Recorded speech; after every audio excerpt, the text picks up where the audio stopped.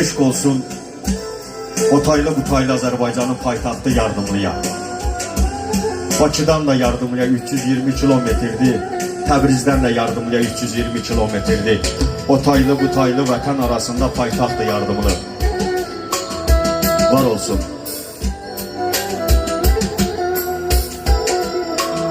Yardımlı güzel diyardı. Yardımlı öz halal insanlarıyla, öz fenomen insanlarıyla seçilen bir rayondu. Qoy söyleyeyim bilsin hamı. Qoy söyleyeyim bilsin hamı, mən Yardımlı balasıyam. Elimə göz dikənlərdən qisasımı alasıyam. Mən Yardımlı balasıyam. Bir tərəfim Savalandağ, bir yanım Dağlıq Qarabağ. Həsrət çəkib sinəmə dağ, iki vətən arasıyam. Mən Yardımlı balasıyam.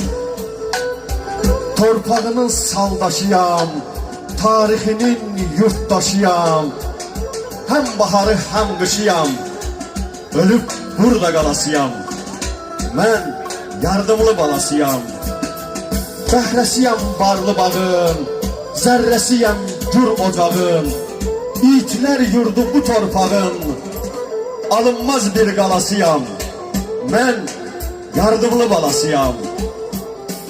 Zirvəsində əsən mehəm, çəməninə düşən şehəm. Hər qarışına valihəm, baxıb ilham alasıyam. Mən Yardımlı balasıyam.